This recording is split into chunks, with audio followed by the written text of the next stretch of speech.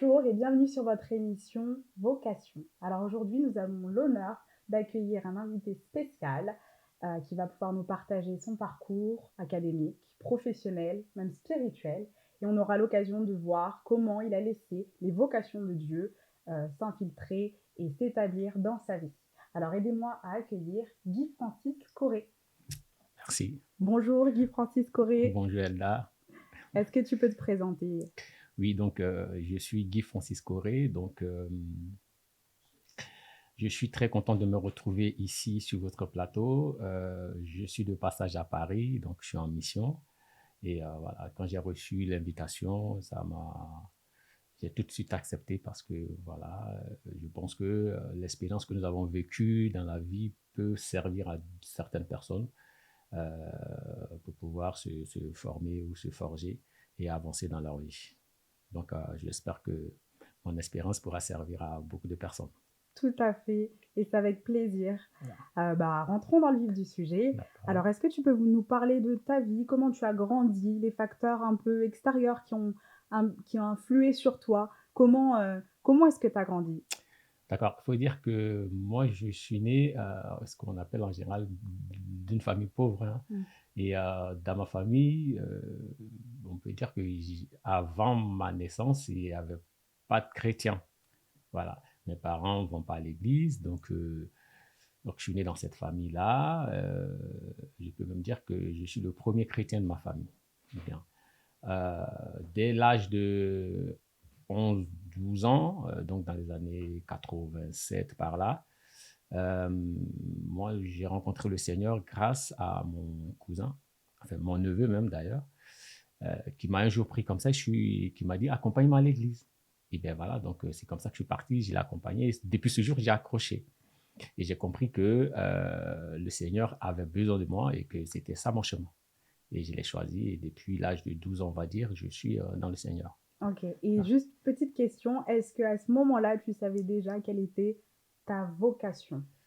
Ma vocation dans la vie de tous les jours, ou bien au niveau spirituel. Un peu des deux. D'accord. Objectivement et honnêtement, à cet âge-là, je ne savais pas exactement à quoi m'appelait le Seigneur. Hmm. Et même au niveau académique, je ne savais pas exactement qu'est-ce que j'allais faire dans la vie. Tout ce que je sais, c'est que voilà, j'étais un élève brillant, donc voilà, mais je ne savais pas exactement où est-ce que je m'orientais. Mais ma vocation au niveau de l'œuvre de Dieu est Hmm. venue quand moi j'ai été très influencé par l'évangéliste Reinhard Bonnke. Voilà, donc les périodes où je me suis converti, c'est à ces périodes-là que l'évangéliste Reinhard Bonnke a commencé à infiltrer l'Afrique par des grandes campagnes d'évangélisation. Donc moi, Hmm. j'ai été très, très, très influencé vraiment par cet homme de Dieu qui maintenant nous a quittés. Et donc, c'est par là que j'ai intégré en fait l'Église baptiste de Rémission, donc à l'âge de 13 ans, on va dire. D'accord. Voilà. Et pour revenir au côté académique, du coup, qu'est-ce qui s'est passé à 13 ans? Qu'est-ce que tu as fait comme choix de parcours, vu que tu ne savais pas exactement ce que tu voulais faire? Qu'est-ce qui t'a influencé dans ton choix? Pour être après, en fait, à partir du collège, quand j'étais en cinquième, Mm. en fait, la vocation professionnelle m'est venue quand j'étais en cinquième. En cinquième, on a fait une visite à l'hôpital. Et à l'hôpital, on a visité en fait le service où les femmes accouchaient. Et j'ai été marqué par les douleurs que ressentaient toutes ces femmes qui étaient enceintes. J'étais vraiment marqué. Et donc j'ai demandé, mais quelle est la branche de la médecine qui s'occupe des femmes qui doivent accoucher? Et donc on m'a dit, c'est les médecins, soit les gynécologues ou les gynécologues obstétriciens. C'est ça. Donc, depuis la classe de cinquième, c'est bloqué dans ma tête. Je me suis dit, je suis gynécologue obstétricien, rien d'autre. Wow. Voilà. Et donc, j'ai fait mon parcours avec ça. Voilà. Ok. J'ai fait mon parcours Très avec bien. ça. Et le côté, parce qu'aujourd'hui, je suis un évangéliste. Donc, cette vocation m'est venue, bien sûr, par le Saint-Esprit. Mais comme je l'ai dit, j'ai été beaucoup plus influencé par l'évangéliste René Bonquet. Et donc, je me suis orienté Mm. euh, vers l'évangélisation, avec l'appel de Dieu, bien sûr. Ok, donc progressivement, Mm. tu as vraiment eu à cœur d'aider les femmes enceintes. Mhm. Donc, c'est comme ça que tu t'es orientée. Du coup, tu as fait des études de médecine, c'est Non, ça? justement, donc ça, ça correspond donc au thème de l'émission, justement. Ma vocation, c'était d'être médecin, enfin gynécologue obstétricien. Mm. Sauf que, donc après le bac, euh, je rentre en fac et donc je cherche à faire la fac de médecine. Sauf qu'un jour, avant de rentrer en fac, on a fait des examens, ce qu'on appelle des examens de QI. Mhm. OK? Et il s'est avéré que moi, à mon niveau, j'avais ce qu'on appelle la mémoire sélective. Donc la mémoire qui est en fait appropriée aux mathématiciens. Ok. OK? Et donc ça ne me dérangeait pas puisque j'étais mathématicien, donc ça ne me dérangeait pas. Mais ce n'était pas tout à fait conseillé de faire la médecine avec une telle mémoire parce que la médecine, il faut retenir, il faut emmagasiner beaucoup de choses. Donc, du coup, ça m'a un peu cassé dans ma vocation. Ok. Donc, j'ai regardé et je me suis dit, bon, OK, à part la médecine, qu'est-ce qui est plus utile, Mhm. OK, dans les sciences? Et donc, c'est là que j'ai découvert que la chimie était quelque chose de très important parce qu'on la trouve partout. Et Mhm. donc, je me suis orienté dans la chimie. Et donc, aujourd'hui, ingénieur chimiste, donc je travaille en tant qu'ingénieur chimiste aujourd'hui. Très bien, ok. Ouais. Donc, tu as été un petit peu dévié par quoi déjà? Par ce que Bah, les gens ont dit de toi, c'est oui, ça? en fait, ouais, en gros, ce qui m'a arrêté dans ma détermination, c'est le fait que, bon, un examen de QI sort, on me dit, voilà, ta mémoire n'est pas appropriée Ok. euh, pour faire des études de médecine. Mhm. Bon, euh, bon, c'est aussi une façon de dire aux gens que, bon, c'est vrai, on peut être déterminé pour faire certaines choses, mais il ne faut pas forcément être bloqué. Il ne faut pas être forcément bloqué, hein, parce que ça peut être un problème. Parce que Mhm. si je voulais être bloqué pour faire forcément la médecine, peut-être que je n'aurais pas réussi la médecine, hein. Ok. Voilà, même si j'avais envie. Donc, mais là, aujourd'hui, j'ai réussi les études de chimie, je suis un Mhm. ingénieur et voilà, je gagne bien ma vie et je suis content. Ok. Et que tu te sens vraiment en phase en fait avec les qualités que Dieu t'a données et avec comment tu les utilises. Tu parlais d'un don peut-être en mathématiques. Aujourd'hui, c'est ce Ouais. que tu utilises dans ton métier de chimiste, c'est ça? Oui, en fait, ce qu'il faut retenir, c'est que, je vais revenir un peu en arrière, c'est qu'à l'époque où nous, on a été convertis, Mm. d'abord, il faut que je souligne que je fais partie de la toute première génération du département, ce qu'on appelle le département avant, ce qu'on appelait le département des enfants de l'Église baptiste Œuvre Mission. Je fais partie de la toute première génération. Donc, je fais partie des gens qui ont posé les jalons, les bases de ce qui est aujourd'hui le département de la jeunesse. Et à notre époque, dans les années 87, fin des années 80, quand on a été converti, en fait, à cette époque-là, le chrétien était vu comme quelqu'un qui a échoué. Voilà. Il était vu comme quelqu'un qui a échoué. Et d'ailleurs, quand j'ai été converti, c'est ça qui a, qui a un peu inquiété mes parents. Mm. Et donc, j'ai connu 3 ans de persécution où je n'avais pas le droit de sortir et d'aller à l'église. Parce que comme j'étais brillant à l'école, donc mes parents avaient peur que Mm.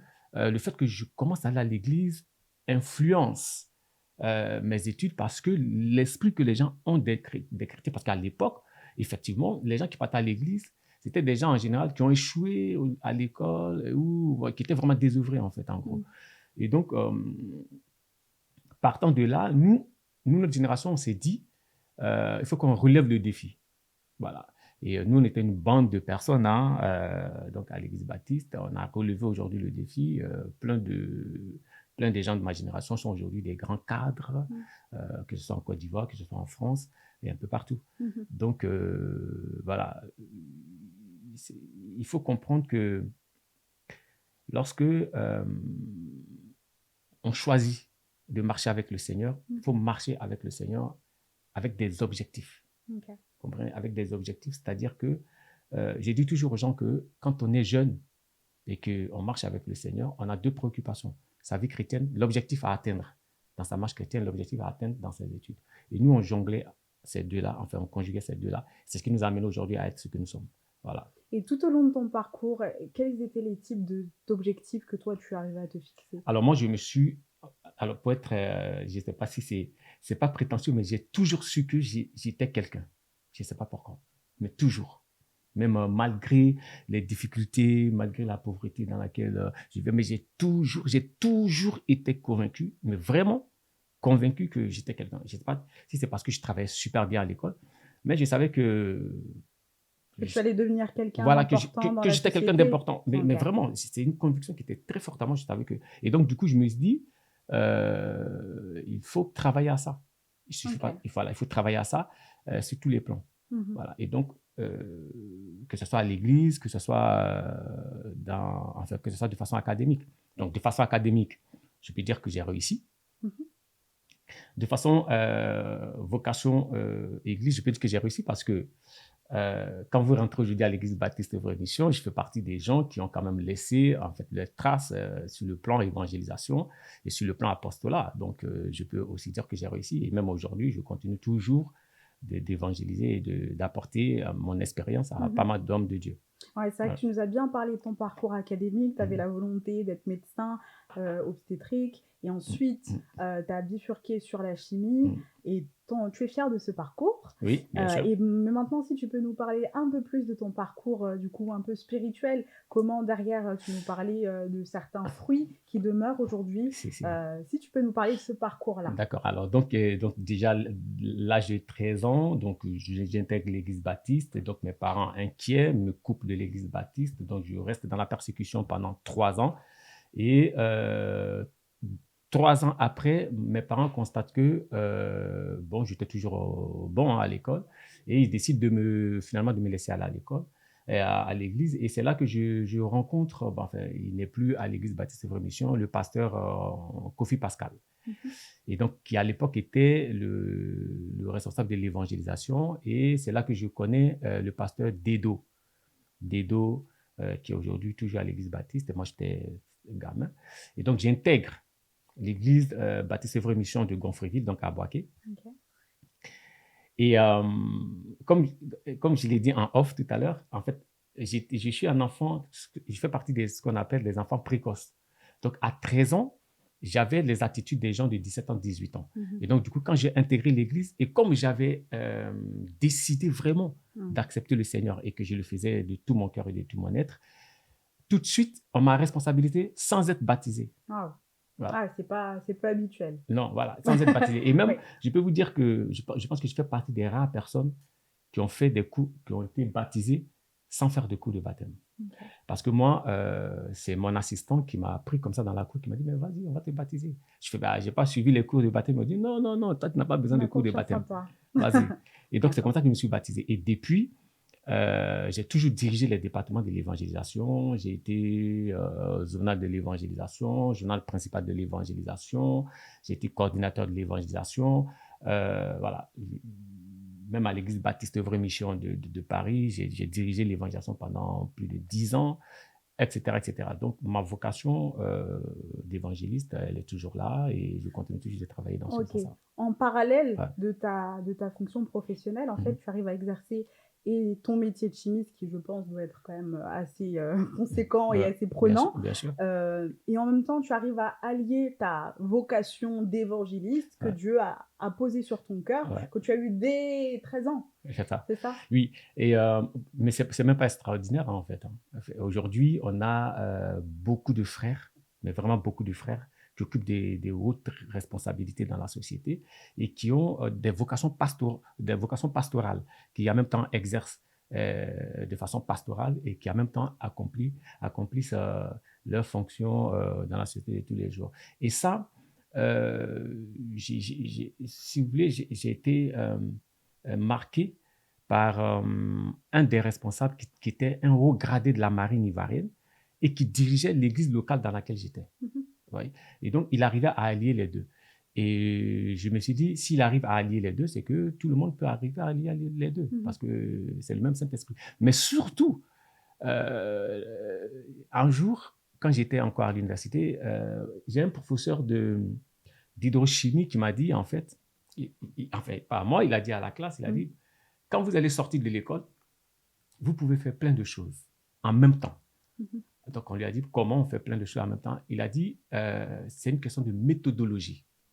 Pour celui qui élabore une bonne méthodologie de travail, peut faire plein de choses en même temps. Donc aujourd'hui, avec une bonne méthodologie, une bonne organisation, on peut être en même temps faire des campagnes d'évangélisation en tant qu'évangéliste et on peut en même temps exercer en tant que chimiste dans n'importe quelle entreprise. Donc, tu as vraiment gardé en fait ce conseil et tu as appliqué une certaine méthodologie pour Ouais. arriver à jongler entre les deux. Ouais, C'est ça. bien sûr. Ok. Voilà. Et est-ce que tu considères vraiment ces deux choses comme étant deux choses séparées, comme étant deux vocations totalement différentes pour toi, ou est-ce que tu les vois un peu s'entremêler? Est-ce que tu vois des qualités que tu devais Je, faire mûrir dans l'une pour avoir l'autre, etc.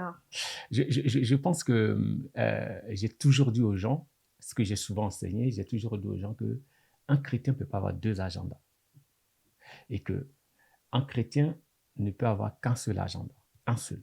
C'est-à-dire, parce que nous sommes, c'est-à-dire que nous sommes un ensemble de programmes dans la journée.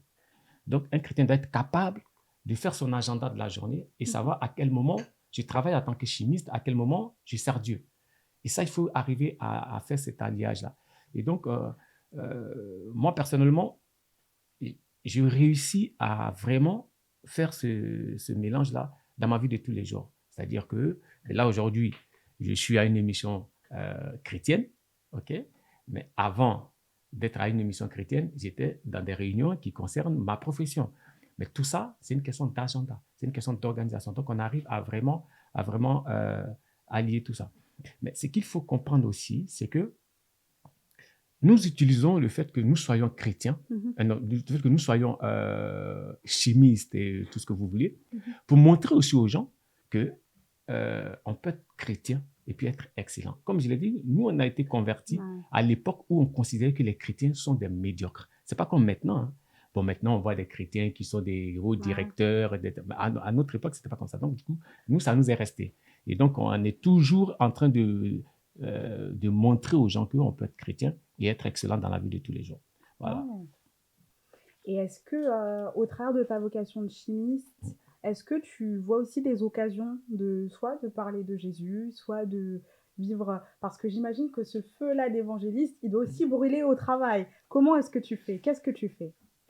Bon, d'abord, là, vous me présentez comme un chimiste et je le suis. Et là, on rentre dans le domaine scientifique. Et vous savez que chez nous, les scientifiques, l'esprit cartésien est de mise. C'est ça.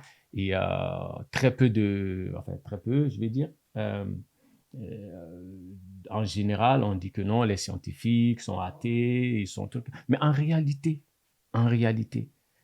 lorsqu'on regarde les grands scientifiques, vous voyez que ils ont des qualités bibliques.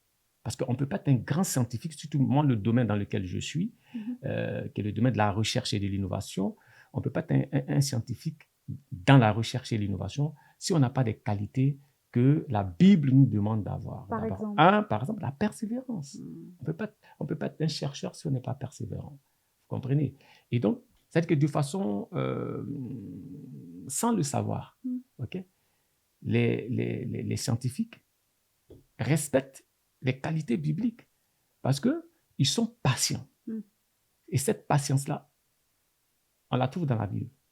Et donc, ces qualités-là, il faut qu'à un moment donné, on les explique aux scientifiques que ça, c'est des qualités qu'on trouve dans la Bible. Et c'est à nous de le faire.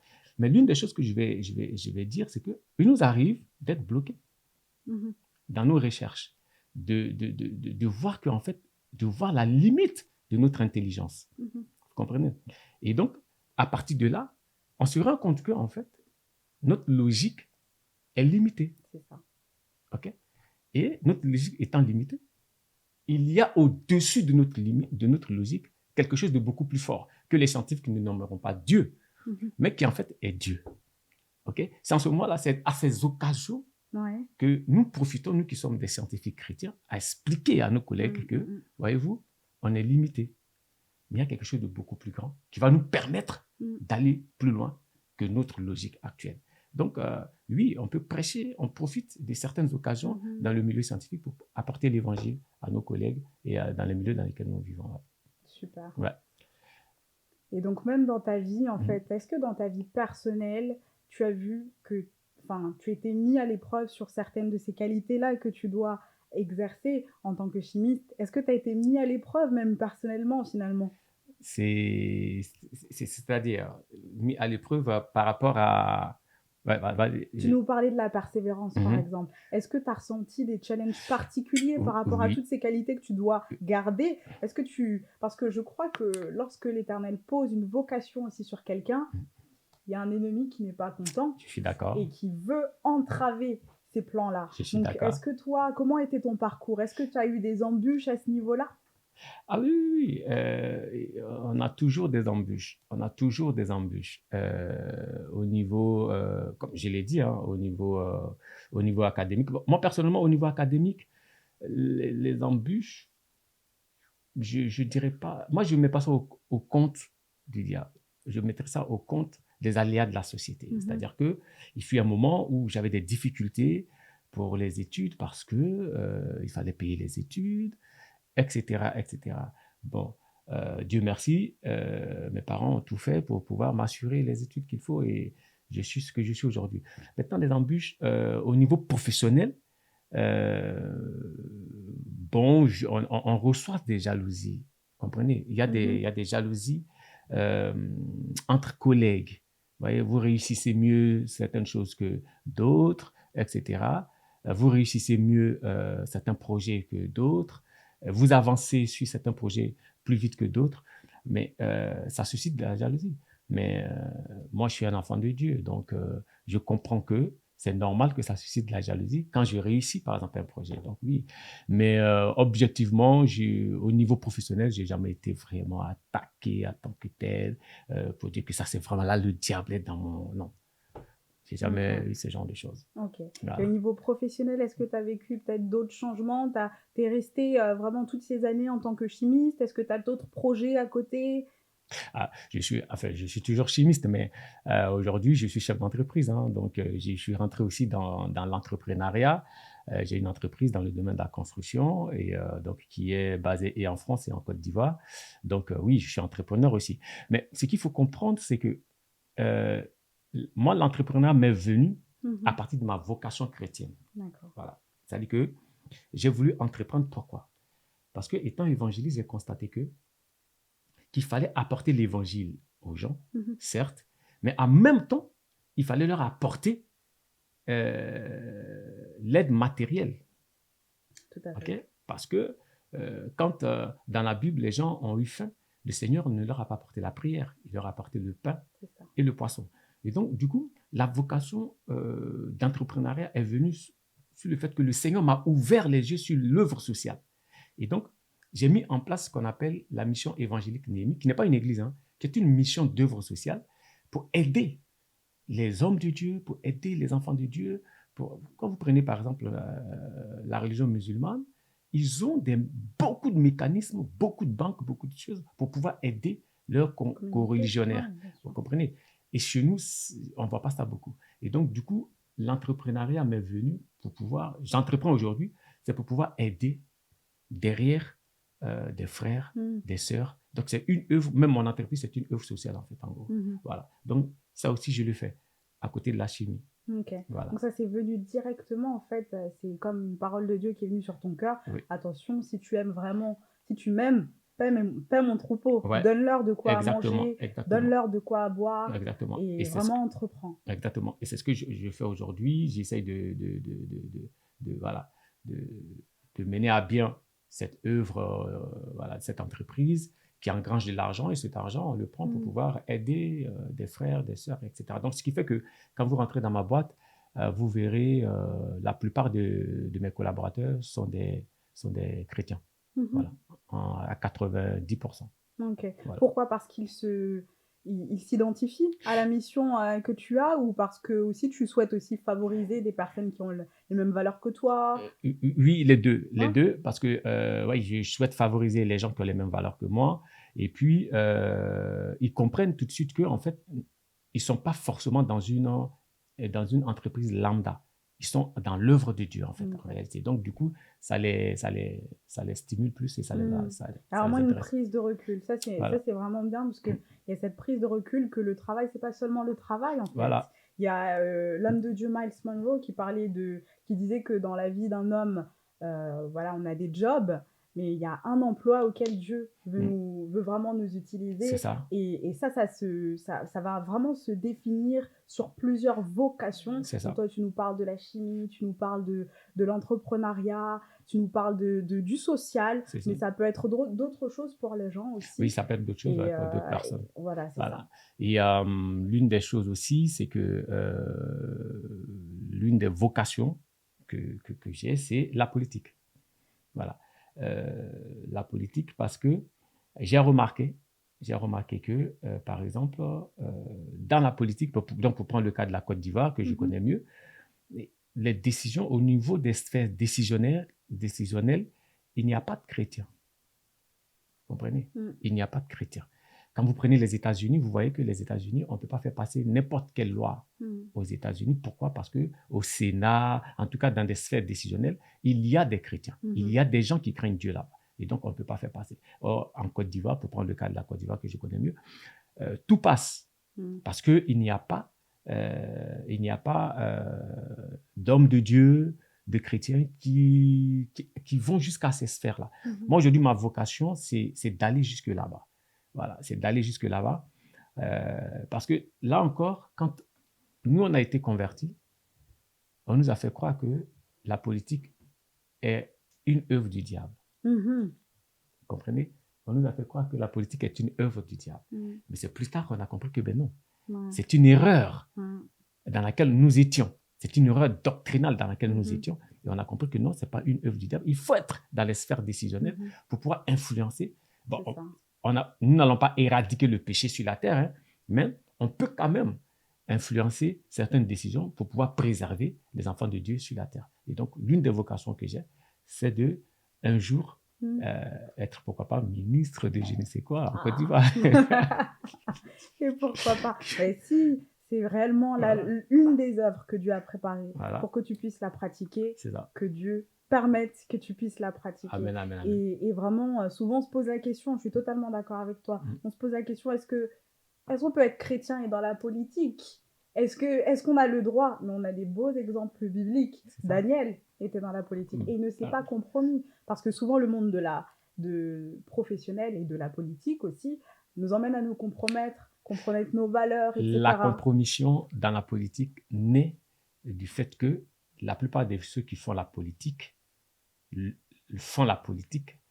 parce que c'est leur vie. C'est-à-dire c'est leur gagne-pain. Non seulement c'est leur gagne-pain, mais c'est leur façon de réussir. Okay. Donc à partir de là, ils sont prêts à tout pour réussir. Un chrétien qui fait de la politique, c'est pas je veux dire, je prends mon cas, je rentre en politique, c'est pas mon gagne-pain. Je suis un chimiste, je suis chef d'entreprise. Si je suis pas ministre, je peux vivre. Vous comprenez? Voilà. Et donc, à partir de là, je ne serai pas prêt à accepter tout et n'importe quoi. Ouais, tout à fait. Et ces personnes-là, regardez bien en Afrique, la plupart du temps, quand les gens sont plus au pouvoir, ils sont malheureux. Mais c'est parce que la politique est leur tout. Voilà. Et donc, c'est là que naît la corruption. Voilà. Sinon, on peut faire la politique sans être corrompu. On peut faire la politique sans être corrompu. Tout à fait. Voilà. En tout cas, du coup, ce que tu nous expliques, c'est vraiment que on peut réussir, mais l'intention derrière ne doit pas être simplement que de réussir. C'est vrai que Jésus a dit, ok, vous laissez tout pour me servir, et dans ce siècle présent et dans le siècle à venir, je vous donnerai plus. Exactement. Mais il ne faut pas se focaliser vraiment sur ce qu'on reçoit aujourd'hui. Il faut se focaliser un peu plus sur qu'est-ce qu'on peut donner aux autres. Toi, je pense que c'est quand même ta vocation d'évangéliste qui s'est découlée dans tous ces domaines. Qu'est-ce que tu en penses? C'est ça. En fait, là, tu viens de dire quelque chose de très, très, très, très important.